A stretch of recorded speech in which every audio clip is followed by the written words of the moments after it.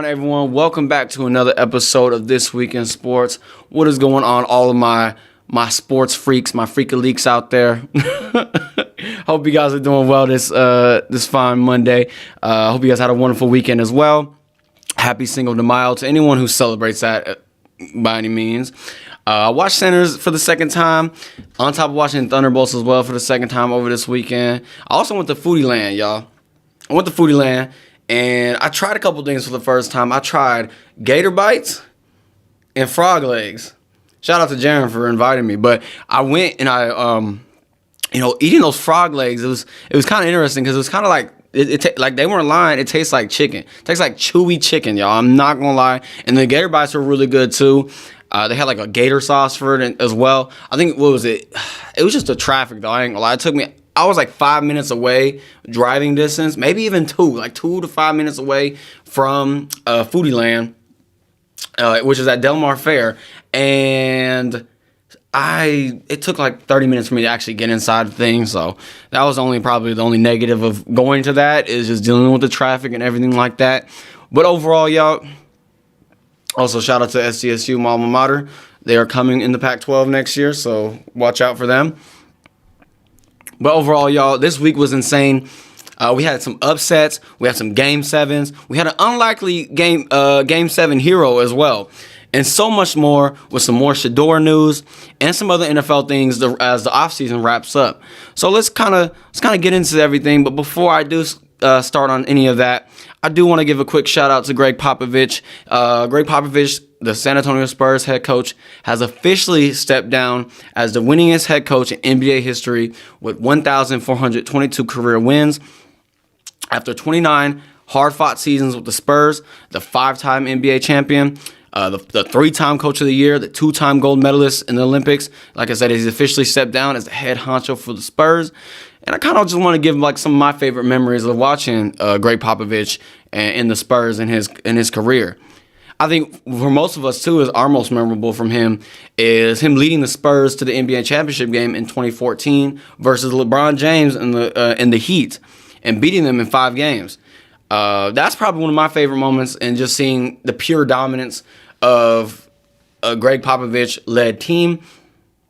Seeing Kawhi, I think he won MVP of the finals as well, and just everyone around him playing out of this world insane. So that was one of my favorite memories. And also, what was it? There was a press conference in 2022 as they were set off to face the 76ers, where he was asked who will be in his starting 5. So this is like right around like his rebuild for the San Antonio Spurs. And they asked him, and he even stated, I mean, obviously, with Greg Popovich, he's known for all of his jokes in the pressers and stuff like that. And just seeing, and him basically stating, I don't even know half of their names, which, I found that pretty entertaining. And just overall, his press conference, all his bits from all his press conferences were probably some of my favorites from him. What was it? Right during the COVID season, we really never got to see the Spurs led by Greg Popovich touch the playoffs, as they were in rebuild for majority of his last stint there in San Antonio. And obviously health concerns later on impacted him as well, which probably ultimately led to him stepping down. Obviously, with Greg, I mean, he was getting older as well. If he were to coach, he was going to coach his 30th season, which is kind of insane. But now, actually, with San Antonio, he's now transitioning into a full-time role as a team's president. And like I said, just congrats on a tremendous coaching career to one of the best coaches in the history of basketball. With that being said, now, y'all, let's get into some stunners in the NBA playoffs. With my first game being the Bucks versus the Pacers, Game 5. Now, going into this game, I think I already mentioned a little bit too with the Bucks, with that Damian Lillard injury that I mentioned last episode. It was gonna be probably really tough for Giannis and company to really just pull off this kind of feat against the Indiana Pacers, a team that's like, their offense is just very sporadic and very just on the roll in a sense in terms of the Pacers. But now the Bucks, they made it tough on the Pacers to close it out at home. But they lost in overtime, 119-118 win against the Bucks. Ironically, though, the most overrated player, as voted by the players themselves, and probably Damian Lillard is up there as one of them that probably voted him. Maybe even the whole Bucks roster probably might think so. But Tyrese Halliburton, what the hell he Burton? Now, he hits the game winner in overtime to close out an 8-0 run late in overtime. In 42 minutes, Halliburton had 26 points with that game winner. He had 9 assists, along with 5 rebounds, along with 3 blocks. Now, as a two-way player, Tyrese Halliburton has been playing lights out, y'all. Miles Turner, he had 21 points himself with 9 rebounds. And then TJ McCollum off the bench, he had 18, 3 and 3. Now, for the Bucks, Giannis, he played well, y'all. He played well. He had a triple-double in 44 minutes. He had 30, 13, and 20. Gary Trent Jr. played 48 minutes himself. He had 33, 5, and 2. Now, some key things in this game, though. The Bucks were up 7 points with 33 seconds left. Now, here's a stat for y'all. Teams that are up by 7 or more points with 40 seconds or less in a game, they're 1,176 and 0.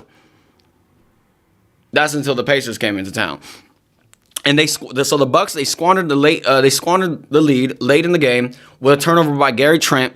Doc's coaching is in question here in terms of that, because that last 33 seconds, I'm not too sure what the Bucks were actually planning on trying to do. They had a 7-point lead. I'm not too sure where Doc Rivers' head was really at in terms of this game. He had Giannis guarding Tyrese Halliburton, who ultimately scored the most points in the fourth and overtime as well. And, Tyrese Halliburton was just carving up Giannis, honestly, y'all. So, and then not to mention the post-game antics between Giannis and Tyrese Halliburton's dad as well. They got in they're touching foreheads, y'all. And I'm like, wait, for a timeout. Seeing those two touch forehead, first of all, Giannis is a big guy, y'all. He's a big man. And I'm not too sure. I know Tyrese came out and apologized about it as well, as Giannis did himself.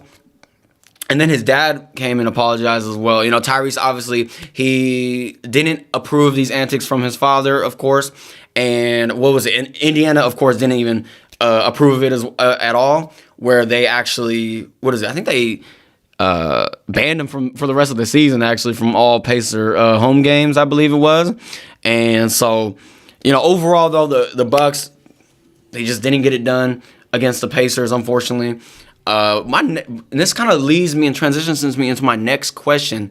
What's next for Giannis? I want you guys to let me know down below. I'm going to give my thoughts right now, too, but let me know down below what you think. What is next for Giannis? Now, in the past, Giannis has expressed being unhappy before, and with this series loss, his future is looming in the air with the Milwaukee Bucks. Now, it's ultimately his decision. I don't think the Bucks have any say-so in this. In that sense, I don't think they would move on themselves from Giannis, but the feelings might not be mutual, and Giannis may want to move on himself.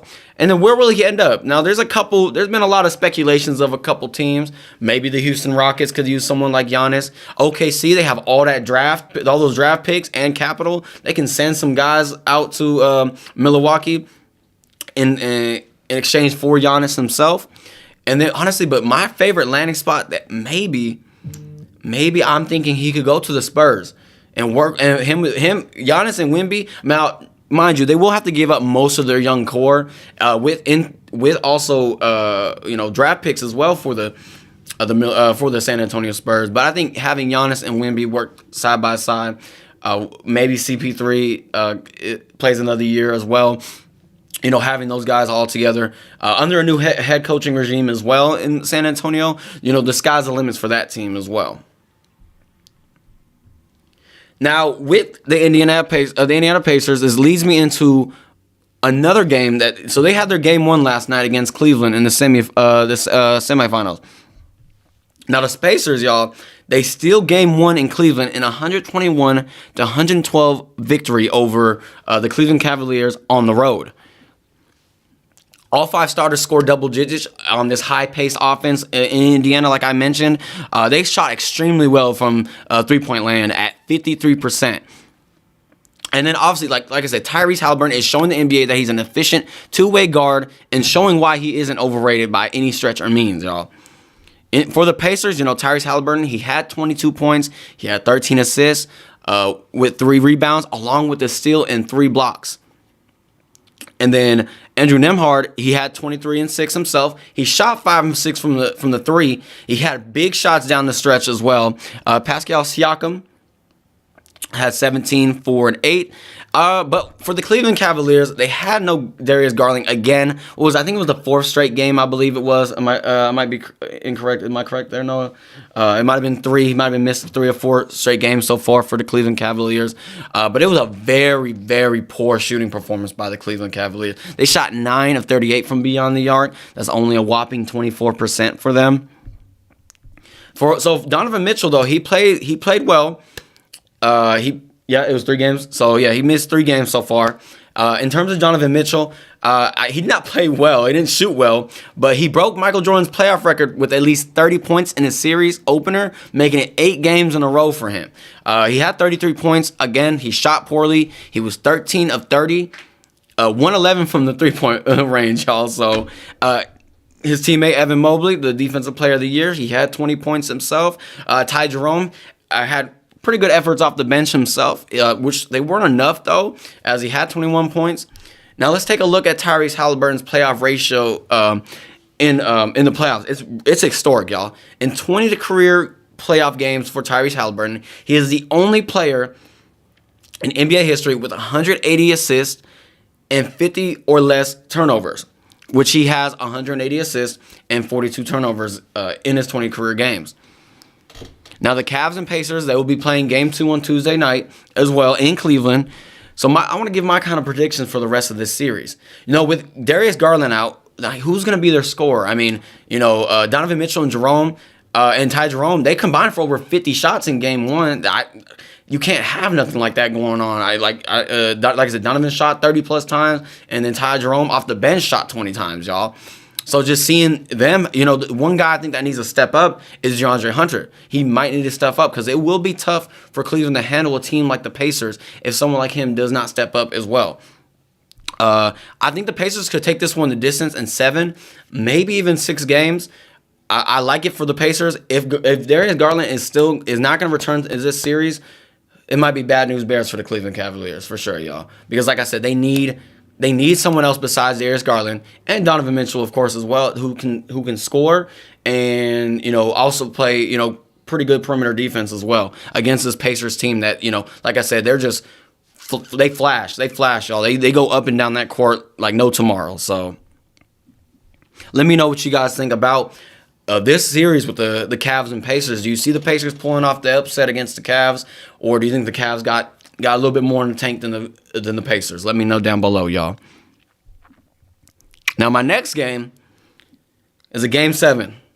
And again, y'all, we have an unlikely hero in Game 7 who went bonkers. And it's, like I said, unlikely. It's not who you think. It's not Steph. It's not Jimmy Butler. Let's get into this game right now. So the Warriors close out the series on the road with a 103-89 win in Houston in a pivotal Game 7 to send them off into the next round. Now, a crazy thing about the Warriors versus the Rockets, Steph Curry and company, they're 5-0 in playoff series against the Rockets. They 4-1 them in 2015 and 2016. They beat them 4 in 7 games in 2018, beat them in 6 in 2019, and also beat them in 7 this year, of course, as well. Now, again, the Game 7 hero was Buddy Hield, y'all. Now, he shot the lights out in Game 7, scoring 33 points, shooting 9-11 from three-point land. He had a plus-minus of 17, and he also had 2 blocks. Now, let's keep this in mind with Buddy Hield. He didn't even score last game, y'all. In Game 6, he didn't score. He was just doing cardio out there. And I think the game before that, he had maybe 6 points. So he was just scoring single-digit points every game of this series. So he wasn't a factor at all for majority of the season or majority of this series, y'all. And then even Jimmy Butler always kind of jabbed at him and just whatever you do not give Buddy Hield the ball, which I found was pretty funny as well. Steph, he struggled early in the first half. Houston really was swarming the guy himself. But he ended up with 22 points, 10 rebounds, 7 assists, with 14 of those points coming in the fourth quarter. That just shows championship pedigree from Steph Curry and the Golden State Warriors as well. Draymond Green, first of all, Draymond Green had he had like 9 points in the first half. I was like, wait, hold on. He was kind of going, like, if you have someone like Draymond Green, if you have Draymond Green scoring for you and helping you guys out on defense, I thought, Draymond Green would win them this game, honestly. But obviously, as we seen that, Buddy Hield, took the reins over from Steph and Draymond and Jimmy and really took over this game. Jimmy Butler himself, he had 20 points, 8 assists, 8 rebounds. Again, Golden State showed championship pedigree in this series for sure. The Rockets have a promising young core, but this Game 7 showed their immaturity as a team for sure. They still got a lot of growing pains, a lot of growing to do. There was a lot of I think I seen Sengun. He every time he didn't touch the ball, he looked like he was pouting. Same with Amin Thompson as well. They were just it's like you don't got a Magic Johnson over there to facilitate the ball like that. So seeing these guys, what is it? They were just pouting and you can see the immaturity. You can see the Game 7 fatigue in the Houston Rockets as well because they came out flat. They came out flat this game. And for their core though, their young core, Amin Thomas, he played pretty well this series, I believe. He had 24, 9, and 3. Dylan Brooke, oh man, he had 8 points. He was 3 of 9 from shooting. He was 0 from 3 from 3-point range. So he didn't contribute. He wasn't a main factor for the Houston Rockets. Sengun had 21 and 14, but he struggled shooting. He was 9 for 23. Fred VanVleet had 17 points himself. The main guy right here, and I hated seeing just this whole series and again, like I said, this goes into immaturity and into the playoffs. This is his first time in the playoffs. Is Jalen Green. Jalen Green only had 8 points this game, and he was 3 for 8 from shooting. He wasn't aggressive at all in this game, and just seeing, this whole series with Jalen Green, I don't know. I think I've seen a lot of single-digit points on the stat sheet for him, and just seeing him struggle against the Golden State Warriors, it doesn't bring a lot of worriness because again, he is young and he's gonna grow from this. He will grow from this, but will he grow from this with Houston? We'll find out next right now. Now again, the Rockets, they swarmed Curry in the first half, and again with Jalen Green, he really needs to take a look at this series. And he has to forget it quickly, honestly. He has to look at it, learn from it, regurgitate everything that happened in this series, and never have a series like this again.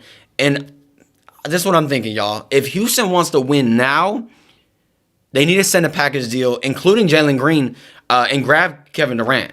Because if they have someone like Kevin Durant, with Sengun, with Amin Thompson, all those guys as well, I can see Houston, like I said, there could be in a win now mentality.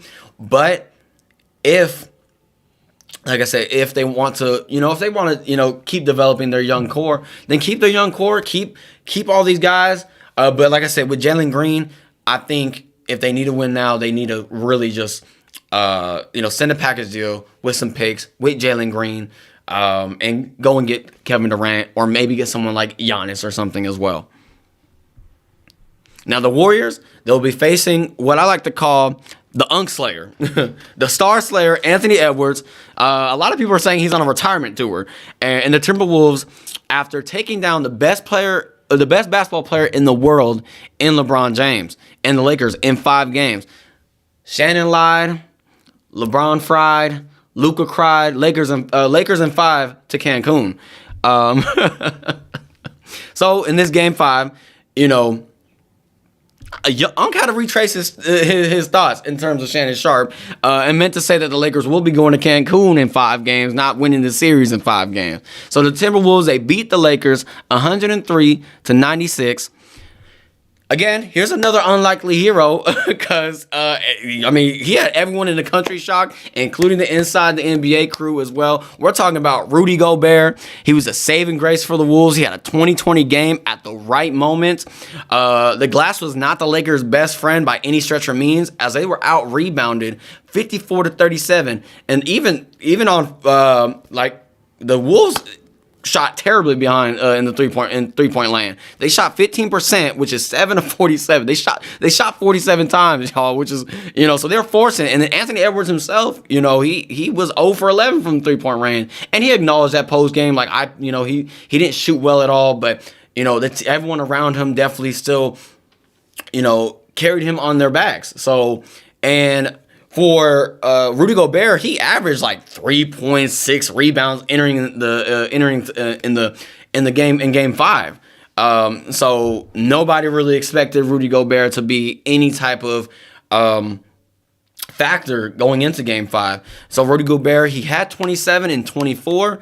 Anthony Edwards had 15 points on 5 and 19 shooting. Again, he struggled shooting tonight, which or last night or the other night, whatever. You know what I mean. And, Mike Conley, he had 8 points. Julius Randle had 23 points himself. He played very well in this series. The bench had 22 points themselves. If we go to look at the Lakers real quick, their scoring, LeBron, he had 22 points. Luka had 28. Austin Reeves struggled. He only had 12 points. Hachimura, he had a really good game with 23. Dorian Finney-Smith only had 7 points. The bench themselves only had 4 points. The last 2 games, Gabe Vincent ran straight cardio the last 2 games. He put up 0 points the last 2 games. Big old 0. Poor Gabe Vincent. That bench over there in LA is just, oof, it's tough. It's tough to watch. And, just seeing one of the main things in this game, too, was watching JJ Redick play Maxi Kleber, who hasn't played a game in God knows how long.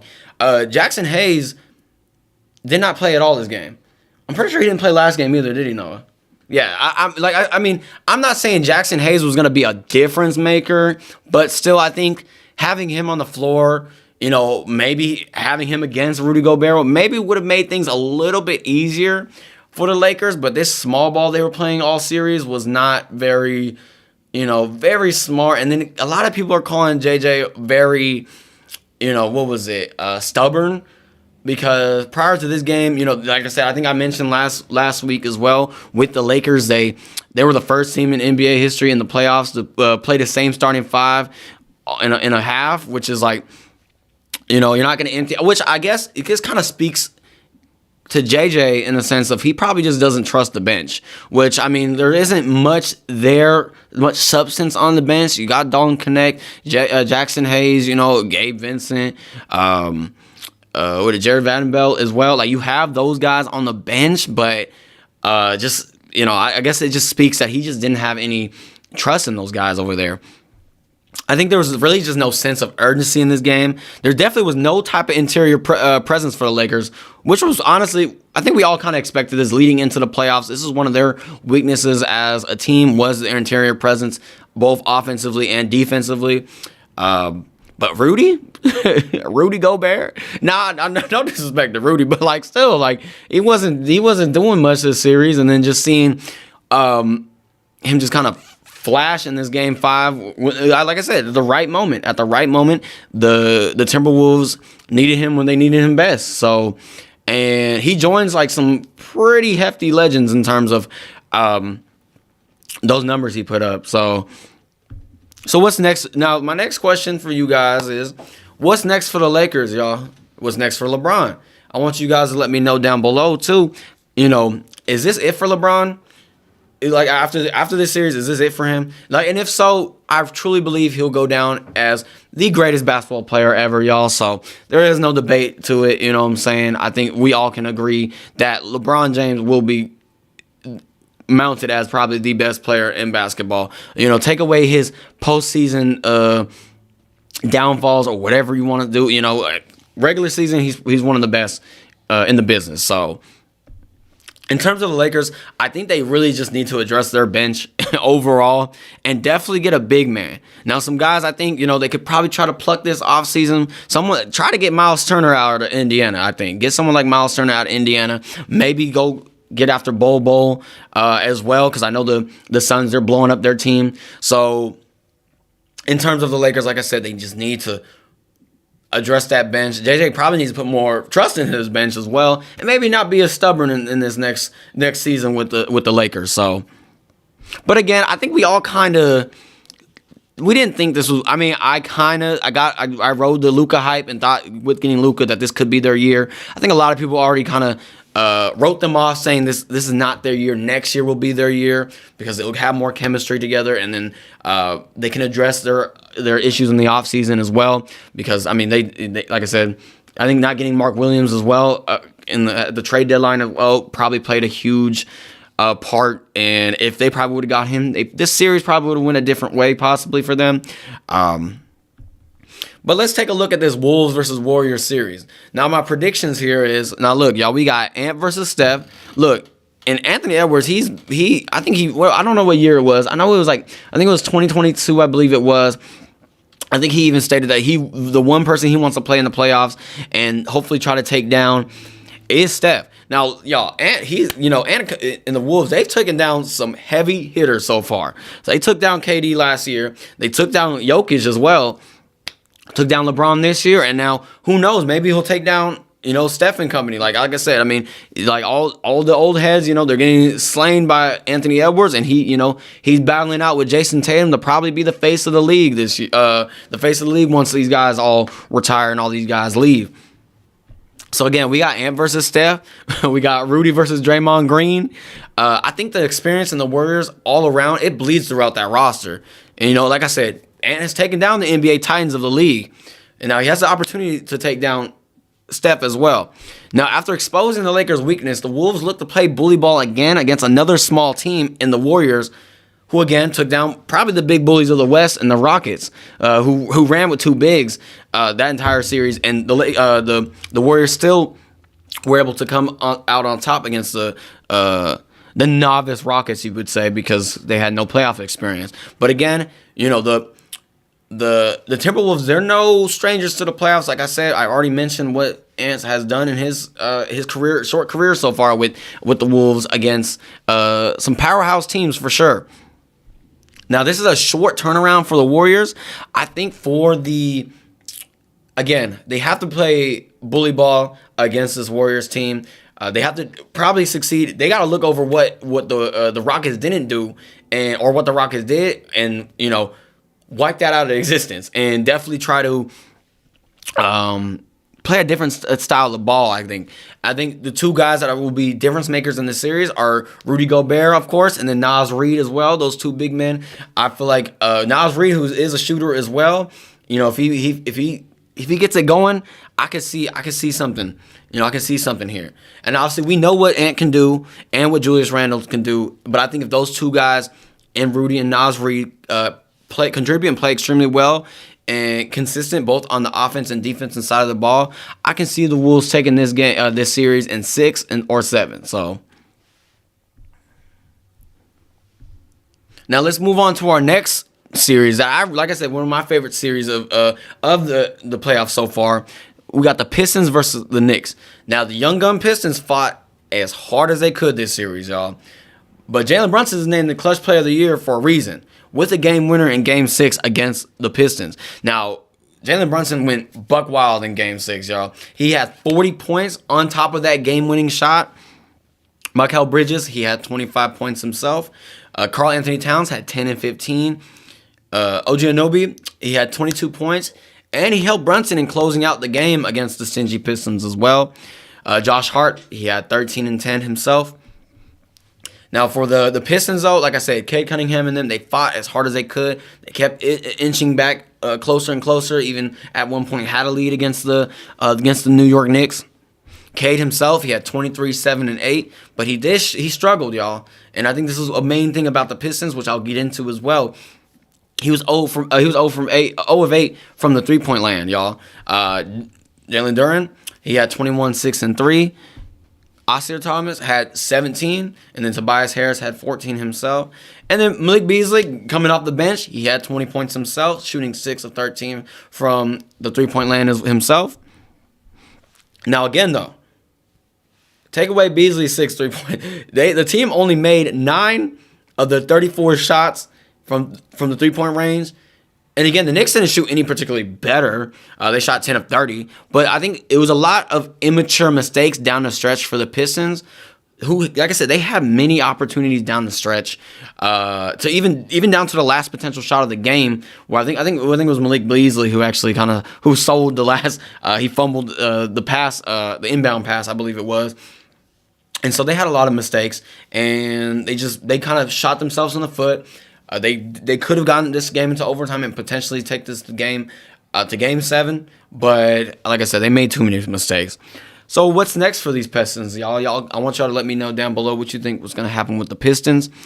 This is a young, sprawly team that isn't going anywhere. I think they will continue to be a problem in the East, I think, albeit they are a bad three-point shooting team, and I think that's something they need to address in the offseason is, maybe do something. Maybe they might move on from Malik Beasley or, some of them veteran guys and get themselves a better shooter. Maybe via the draft or free agency or whatever comes and goes. So now for this the Knicks will be facing off against the defending champs. And again, so the Boston Celtics, they don't seem to be slowing down. And then with Cat being a bit of a liability on defense for the Knicks, his play down the stretch is what will be key for them to take down the Boston Celtics. I think, I think if Cat plays well defensively and obviously, crashes the boards and plays well on offense as well, that I think this will give the Boston Celtics a run for their money for sure. Now Tatum is is worthy of a player for himself, and I think for the Celtics, besides him and Jaylen Brown, obviously, and Derek White, I think their X factor is going to be Kristaps Porzingis. But in short, honestly, I see this series going one or two ways. The Knicks get outclassed by the Celtics in 5 games, or like I said, they give them a run for their money in 7 games. But all in all, I think you need to give me the Celtics in this series. There's no possible. I don't see the Knicks, pulling off the upset here. I think this will be their first time making. If they do win, they'll be the first time making the Eastern Conference Final since 2000 or something around those lines. So we'll see what happens with this series, y'all. But again, I got the Celtics in 5. Now the next game that we're going to talk about is the Nuggets versus Clippers. Now this is another Game 7 that happened, but the Nuggets blasted the Clippers 120-101 in Game 7. Now don't let this 19-point win fool you guys. The Clippers were down as much as 30 points at one point, and I believe Denver just took out all their starters and emptied the bench out. So don't let this fool you by any means. And I think the Clippers bench, they kind of try to rally back. But this game, overall, the Clippers, they came out flat as the earth, according to Kyrie Irving, that is. They came out flat, y'all. James Harden, that man's stinky, y'all. That man, he stunk up yet another Game 7 in his career, y'all. Now, he's lost Game 7 with 4 different teams. 2018 with the Rockets against the Warriors. 2021 with the Nets against the Bucks. Granted, he had a blown hamstring and a toe injury that year. He lost in 2023 with Philly against Boston, and now this year with the Clippers. Not only has he lost with 4 different teams, like I said, he really stunk up the joint, and he didn't even really show up. He hadn't shown up for any of his Game 7s, these Game 7s. Versus the Nuggets, he was 2 of 8 for 7 points and 13 assists. Now, I was watching, First Take. I mean, not First Take. I was watching Nightcap with, Shannon Sharp, Ocho Cinco, and they had Quentin Richardson on air as a guest, and he stated, basically, and this is not verbatim, but to kind of summarize what he said, "Oh well, let's highlight that he had 13 assists, and that if the score did not end up how it ended, his numbers were potentially going to be inflated." No, we're not gonna do the what ifs and the buts for James Harden. Like I said, he just played flat out horrible this game. And let's look into his other Game 7 performances against Boston. He was 3-11 for 9 points in 41 minutes. 41 minutes, y'all. And then against the Bucks, he was 5 for 17, 22 points, but he was 2 of 12 from the 3-point range. And then against the Warriors, now he had 32 points, but he needed 29 shots to get to those 32 points. So he was 12 for 29 shooting. He was aggressive in Game 6, but again, I think this man is allergic to Game 7s. He's way too talented of a player to fold like an origami when the lights shine down on him. So just seeing, like I said, this just didn't end out how the Clippers wanted it to. Let's go look at the Clippers, what they did. Kawhi Leonard, he had 22 himself. Jones Jr. had 12. Zubac had 10. Powell had 9. They emptied out the bench again, like I said, because they struggled, and so they kind of just gave up. Because like I said, they were down by as much as 30 points in this game. I think leading into the third quarter, I believe it was. Now, the Nuggets starting five, they all hit the teens in terms of points, y'all. Aaron Gordon had a team high of 22 points. Jokic notched a double-double with 16 and 10. Michael Porter Jr. had 15. Jamal Murray had 16. And then Braun had 21 himself. And then Westbrook, off the bench, he had 16 points, y'all. And then he brought that energy for the Nuggets. Westbrook, I think I mentioned before, but it's a roller coaster experience with with Westbrook, y'all. But he was super consistent this series. And I gave you numbers, y'all. It wasn't flashy. I mean, the starting five for the Nuggets, they didn't do nothing too flashy. Jokic, he played how Jokic played. Aaron Gordon, he's very underrated, I feel like, on this roster. I feel like, a lot of people tend to forget that Aaron Gordon is a championship player himself.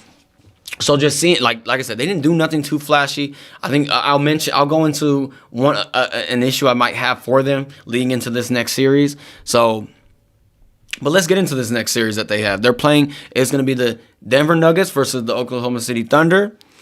Now, my issue with the Nuggets is they're not necessarily a deep team in terms of their bench. They have Russell Westbrook, and then they maybe might play Peyton Watson from time to time, as opposed to OKC, who has they can rotate 8 to 9 guys in a game. But I know when it comes to the playoffs, though, teams usually run with their 5 out there, and they will play 35 to 40 minutes anyways. But I think the pacing for the offense for OKC might be a bit too much for this Nuggets team. Now, I'm not worried about Jokic. He is the best player in this series and on this planet. So the battle between MVP finals will definitely be a treat between him and SGA. I think there are 2 factors for the Nuggets. It's going to be Jamal Murray and Aaron Gordon. I think these 2 are going to be the key factors for the Nuggets if they want to pull out a win in this series. And I think for Jamal Murray, we need to see what he did against the Lakers. What was it? I think was it last year? I believe it was last year or 2 years ago. I can't remember. We want to see that Jamal Murray hitting game winners, scoring 25 plus this series. And then for Aaron Gordon himself as well, play very well on the defensive side himself. Hopefully, whoever they're going to go up against. So again, if those 2 can play well for the Nuggets, I think they take care of business in 7 games. But in all likelihood, OKC might put the nail in the coffin for Jokic and company, and they might take this series in 6. Now, y'all, with all that NBA news, I want you guys to let me know down below what you think about these series coming up. Do you think the Nuggets can pull out this series win against OKC, or is this OKC's year to bring it all in? I mean, Russell Westbrook, he's coming back and playing against his former team in OKC. It's kind of like a full circle moment here for him. So we can see if he has what it takes coming off the bench for Denver and seeing how this series goes. Now, do me a favor, y'all. We're midway through here.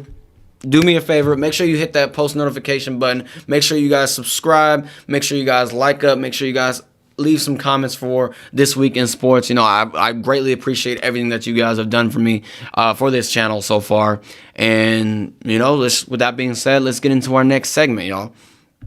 Now, I said I was going to let go of this whole shenanigans going on here with the Shedeur Sanders and the NFL news. But I'll still stand on it, y'all. I'm still standing on it. I believe the NFL did him wrong.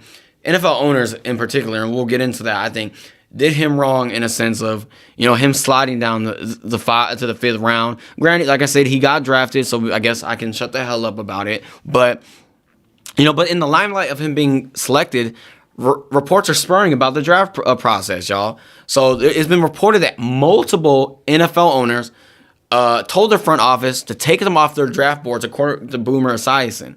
So according to Boomer Esiason, what he got from a source, and again, most of these sources, y'all, it's tough because most of these sources, they usually never They're always anonymous. So this source said that he torpedoed himself, his attitude off the field at the combine. His dad didn't help. I don't want this entitled person on my team. Now, my thoughts on this is NFL owners themselves are very entitled themselves, and especially, and one guy in particular, I'm always going to rant about the Cowboys, is Jerry Jones. He's a very entitled man who he holds the reins for that team over there in Dallas. I mean, hell, he's the guy who gets to choose who goes to be on the coaching staff. So if he gets a new coach, which they did, they got Brian Schottenheimer over this offseason, and they didn't allow him to pick his staff. So we're talking about entitled. Let's talk about these NFL owners. These NFL owners are very entitled. Let's look at the Giants. First of all, we'll get into the Giants too. And I think with these unanimous reports, speak up and show your face so we can get a better idea of what's going on here. And it doesn't stop there. And like I said, the Giants. Albert Breer, he reports that Shador was reportedly pissed at the Giants during his pre-draft visit. The Giants won, in quotes, they give players an install, and there are mistakes intentionally put in the install. He didn't catch them and got called out. He was pissed that they did that to him. Now, I was going to put this behind me, but it just seems to keep piling up with different news in terms of the Shador Sanders, saga. And in terms of the Giants, that Giants organization, that front office, this has nothing to really do with Shador, but I think if you look in terms of the decision making, it does play a part because one, they paid Daniel Jones $40 million a year thinking he was going to be their savior, and Daniel Jones, no disrespect to Daniel Jones at all, I'm sure the guy can ball. He didn't ball at all for the Giants. I don't know what they seen in Daniel Jones. They chose Daniel Jones over Saquon Barkley. And we seen what Saquon did, by the way, y'all. We seen what he did.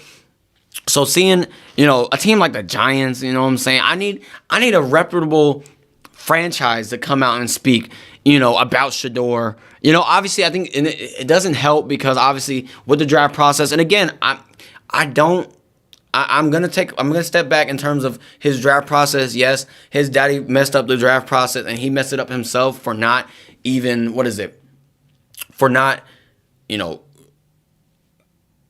having interviews with certain teams or anything like that. But at the same time, y'all, we have franchises like the Giants, we got the Browns, these are franchises that haven't had success in recent years come out and speak about Shador or speak about the process or whatever it is, whatever it may be.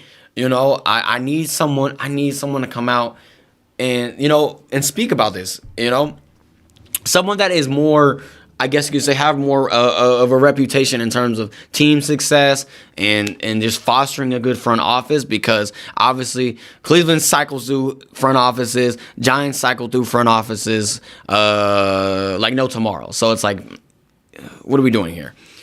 But on top of that, let's look at the highlight of him. He has the highest selling jersey right now. So Shador, he is truly looking to make a name for himself in this league.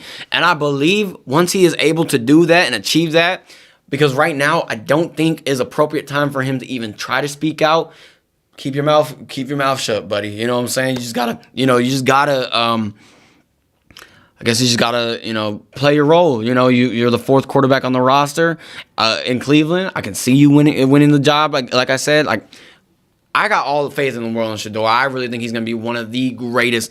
He's gonna come out as a great. He's gonna come out great. Again, look, as we look here, y'all, the highest selling jersey already. Again, I don't think. I mean, personally, I'm not gonna buy a Browns jersey because I don't like that Cleveland color at all. But maybe for Shador, I might do it. Again, so once it all settles down, and Shador maybe has success in the NFL.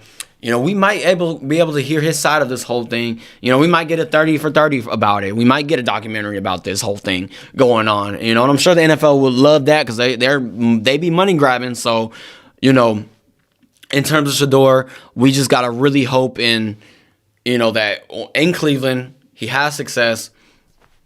Because if he doesn't have success, y'all, regardless, however this pans out for Shador, people are going to look at him in a negative way regardless. He has success. They're going to say because of his last name. He doesn't have success. It's going to be because of his last name. And everyone's going to be like, I told you so in that sense. I really don't want that to be the case in terms of that. I don't want this to be I told you so in terms of Shedeur. Like, he just wasn't good, and there's obviously reports of him not even being a first-round quarterback. A lot of people didn't see him as the best quarterback, maybe not even the third best quarterback, which is fine. Again, like I said, those NFL front offices know more than the rest of us, but, a lot of them don't, a lot of them haven't paid dividend for them because they don't know what they're talking about. They passed up on a lot of great players in a sense. So, who are we to really, believe in these front offices in a sense? Everyone makes mistakes. We're human. So it's like, what's going on here, y'all? But, like I said, I think I'm going to keep a close eye, y'all. I'm not going to close that chapter of the Shedeur saga yet, y'all. I think, we're going to keep looking into it, seeing, there's going to be bits and pieces coming out almost every week, basically, it seems like. There's, again, I mean, it sucks. He has more coverage than the number one overall pick in Cam Ward, but I think, like I said, all salute to Cam Ward. He is in Tennessee though, but he is the best quarterback in his draft. So I got to give Cam Ward his flowers as well. But again, y'all, I'm gonna keep a close eye. I want your guys' opinion on this whole Shedeur situation. As more news comes out, like I said, I'm gonna keep a lookout for it. Trickling into football, I want to talk about my team personally. I feel like I haven't really got this opportunity to really talk about them and, really dive into this upcoming season. And I'm talking about my Denver Broncos, y'all. Now, I think this offseason, and I think I mentioned this before, I believe, I think this offseason was probably one of Denver's best offseasons in a really long time. Coming from the dark ages of 2016 to 2023. It was a dark time for the Denver Broncos. But let's look at some of their key additions via the free agency and the draft. Now, before I get into those things, I want to just talk about, I think Sean Payton is the epitome of the definition of insanity because, and this is doing the same thing over and over again, expecting the same results. Now, and I said it applies to Sean Payton as he clearly is trying to recreate the New Orleans Saints within the Denver Broncos, y'all. So let's just kind of dive into it real quick. Let's just look at the roster, especially on the offensive side of the ball. I'll explain why I believe this or why I'm saying this. Now, obviously, Bo Nix is at the helm. He's in his sophomore season. He looks to establish himself as one of the top quarterbacks in the AFC, which I can, sophomore slumps, they happen. I mean, everyone thought C.J. Stroud had a sophomore slump, but I think he actually played even better last year than he did his rookie season. So I think he threw like 2 or 3 more picks, but that's about it. And I think he did get sacked a lot, so that might have played a part. Bo Nix, he's part of an offensive line that gave up one of the top teams gave up the fewest sacks. So Bo Nix had his time. He had his struggles in the early parts of the season, but seeing Bo Nix, go into this season, I'm a little concerned a little bit with the offense because I don't think we didn't really adjust much on the offensive side. Let's go look at our running backs. Our running backs is definitely running backs by committee for sure. We have Jaleel McLaughlin. We have Audric Estime. We got R.J. Harvey, who we just drafted. And again, in terms of the New Orleans Saints, what does Sean Payton say? I mean, I guess I get it. Your former players and stuff like that. You're gonna do what you're gonna do. But he said that R.J. Harvey reminds him of Darren Sproles. So, like I said, we're getting into that realm of the Saints, and they also got Blake Watson as well. If we look at their wide receivers, they didn't do too much upgrading there, unfortunately, and I think that was one of their big things that they needed to do in terms of the Denver Broncos. They still got Courtland Sutton. They got Marvin Mims. Devon Vele's in his second year. Troy Franklin, he's going to play. He's in his second year as well. Hopefully, he'll contribute more this upcoming season. They drafted Pat Bryant, the wide receiver out of Illinois, who reminds Sean Payton of Michael Thomas. So, again, here we go with the Saints comparisons, which I guess makes sense. For the tight end room, they got a new rep at tight end with Evan Ingram. They also drafted Caleb Lore in the 7th round, who was a former basketball player with limited reps in football, who, again, reminds him of Jimmy Graham. So, again, you can just kind of see the definition of insanity. And then again, just on top of all of these players that he grabbed from the free agency that were former Saint players. So they call them the Denver Saints. So like I said, the definition of insanity there with Sean Payton. But let's look at the defensive side of the ball, which is disgustingly good on paper, that is. I mean, regardless, some of these players are proving themselves that they are the best in the league. So they added Dre Greenlaw, who got injured in an off-season workout, and it probably will sideline him most of the off-season, but it shouldn't be too serious in the point of where he will miss any significant time in the regular season. So Talanoa Hufanga as well, they added him for that safety spot. They re-signed DJ Jones. Alex Singleton is coming back from injury as well. They drafted Jahdae Barron right there, their number one pick in the draft this year. They drafted Quay Robinson, which is much-needed depth for a team that already led the league in sacks. They already led the league in sacks. I think it was like 64 or something like that, I believe. Numbers could be a little bit wrong. They drafted Savion Jones as well. For this defense, though, y'all, let's kind of look at this defense. Again, like I said, you got PS2, like I said, which is probably one of the best corner in the league by far. There's no question about it, no doubt about it. But if we look at this team, their top 5 defense for sure. In terms of their offense, I think if Bo Nix picks up where he left off late in the stretch of the season, as opposed to his early rookie struggles, this Denver offense could crack the top 15 for sure. And like I said, I could see them giving the Chiefs a run for their money in the AFC West. While talking about the AFC West, let's take a look of who they play this year. The schedule is going to be released May 14th. Which is, what is that? When is that? That's in like 2 weeks-ish or something like that. So let's kind of look at some of their opponents at home. Or let's look at their tough road games, actually, for one, y'all. They have, first of all, divisional games are always going to be tough regardless. The AFC West is stacked with talent and just great coaching as well from the Raiders, from the Chiefs and the Chargers as well. So you have great coaching, great players over there at all those respective teams.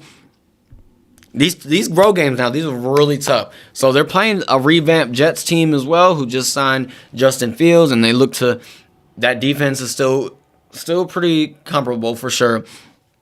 And again, and then they also play the Super Bowl champ, the Philadelphia Eagles, on the road in Philly. That's going to be a tough one. That's going to be the toughest road test for Bo Nix. But again, I think he's ready for it because I'll talk about it, y'all. Hold on, I'll talk about it though. So those are some of the away games that they play. They're going to play their home games. Cam Ward's coming to town, the number 1 overall pick. He is coming to town to play the Denver Broncos. Travis Hunter returns to Colorado with the Jacksonville Jaguars and plays Denver. The Giants come into town as well. Now, will Jackson Dart be the starter by that time? Or will we have another Russ versus Denver saga? Now, a ceiling I have for this Denver Broncos team, I got them going 12-5. Possibly and winning the division. Now, you might call me crazy, but let's think about it, y'all. The Denver Broncos were 1 blocked field goal away from sweeping the Kansas City Chiefs. They were 1 field goal block away from beating Kansas City in Arrowhead last year, y'all. So Denver has the tools. They have what it takes. They just had some immaturity issues, like a lot of young teams have. The special teams was a huge issue for Denver. The last couple years, special teams has always been an issue, whether it is getting blocked field goals or punts getting blocked, not covering punts. Kickoff coverage is terrible. I can see this team winning the division. That's their ceiling, 12-5, winning this division. Obviously, they're going to struggle against their divisional rivals for sure. They're going to struggle against the Raiders, but I think I can see them, sweeping the Raiders. I can see them splitting the series with the Chargers, and I got them sweeping the Chiefs. I'm not going to lie to y'all. That might be a hot take, but that's what I believe. Come at me if you need to. Their floor, though, I think their floor would probably be 9-8, and they missed the playoffs because, like I said, this is a very tough schedule for them. Especially on the road, and we can really see how Bo Nix plays on the road. I mean, in his last game in the playoffs, he kind of struggled. I mean, he played well in that first half, but then they kind of just went in a different direction in that second half in the wild card game against Buffalo. But he has, and that's why I'm confident that like I can see them winning these tough road games, because he's shown sparks that he can play very well on the road in a hostile environment against top tier opponents. Again, though, my final thoughts though for this team, I could realistically, not riding the high and not riding the low, I believe they can go 10-7.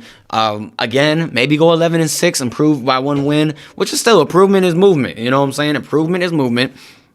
11-6, they get a wild card spot, and I can see them maybe. I can see them maybe getting to the divisional round this upcoming season. So, shout out to the Denver Broncos. Like I said, y'all, let me know what you think about my Denver Broncos. If you think I'm crazy, then tell me. I might be a little crazy, but I'm biased as well, a little bit in that sense. But I've been watching Denver for God knows how long. So, and I think I know what I'm talking about in this sense, and hopefully you guys believe in me too. And then before I let you guys go, I seen this post, and again, like the NFL offseason, it's dragging along, so, folks are losing things to kind of post about. I seen this post on Instagram. It was a generational, all NFL generational team or something like that. So, if we take a look at all of the players that were selected, so it was Gen Z, millennials, and then Gen X and stuff like that as well. So if we take a look at it, let's look at the Gen Z folks for a second. Now, the quarterback for Gen Z, we got Lamar Jackson. The running back is Saquon Barkley. The wide receivers are Jamar Chase and Justin Jefferson, which I can totally agree with that. And then they got Brock Bowers as the tight end for the Gen Z, which I can see the vision there. He's still kind of young, got things that prove. For the millennials, they got Patrick Mahomes at quarterback, Adrian Peterson at running back, Antonio Brown and Julio Jones at the receiving spots. They got Rob Gronkowski at the tight end position. For Gen X, they got Tom Brady at the quarterback position, Barry Sanders at running back, Randy Moss and Marvin Harrison at the receiver, and then tight end got Tony Gonzalez.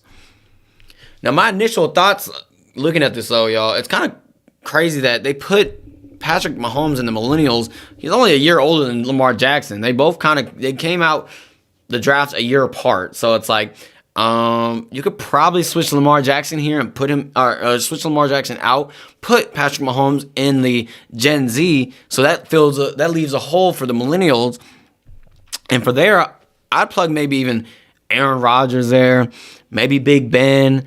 You could probably even put Phillip Rivers there, y'all. Hey, he's he didn't win a championship, he didn't win a Super Bowl, nothing like that. But I still think Phillip Rivers deserves his flowers here because he was a really good quarterback. Actually, I really enjoyed watching Phillip Rivers, even though he was a division rival, and his attitude was it was funny. So, and I think he has like 30 kids. So I mean, hey, he definitely is a millennial. But just looking at that, so like I said, you plug in, take Mahomes, put him in Gen Z, and then plug in Aaron Rodgers, Big Ben, Phillip, Drew Brees even as well. And then also for the wide receivers for the millennials, I like Antonio Brown, you know what I'm saying, y'all? Minus all like his whatever got going on now, you know what I'm saying? I know he got a lot going on over there. Hopefully gets that taken care of. But I think you could probably sub him out for Larry Fitzgerald, y'all. That man is for sure hands. You could probably sub in Calvin Johnson as well, because man, watching Calvin Johnson, if you've seen the screenshots or the clips of Calvin Johnson and teams lining up, they're double teaming him, triple teaming him, all types of things. I put Calvin Johnson there. You got two big wide receivers in Julio and Calvin. That's kind of crazy. But, I mean, all in all, though, I mean, if we're looking at all these teams and looking, especially Gen X, you got the best quarterback in NFL history, one of the best running backs in NFL history, two of the top-tier best wide receivers in NFL history, and obviously one of the best tight ends in NFL history, too. You can't, but nothing, give old school, Gen X the cake because, like, I mean, Tom Brady's the smartest man in the NFL. You know, he was the smartest man ever. You know, he didn't have the speed. He didn't have, you know, the getaway speed out the pocket to, you know, extend the plays. But he knew how to, like, mentally, his mental up there was out of this world insane. So all in all, I got Gen X. You know, in this scenario, I think Gen X will probably be my go-to here.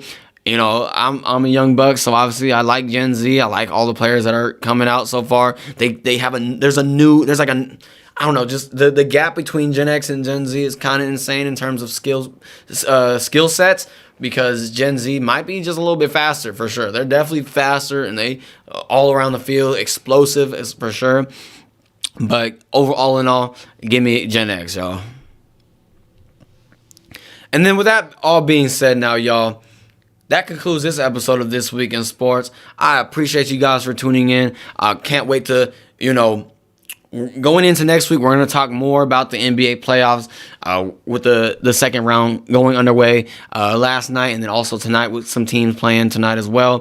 Like I said, I'm going to keep my eye on that Shedeur Sanders spiel. If you guys have any questions or anything like that, if there's a team you want me to cover, if there's anyone you want me to kind of research and look over and kind of give my opinion on, feel free to leave it in the comments. You know, DM me on my Instagram. This Week in Sports Pod, or whatever floats your boat, y'all. But at the same time, thank you guys again for listening, and I hope you guys have a great time.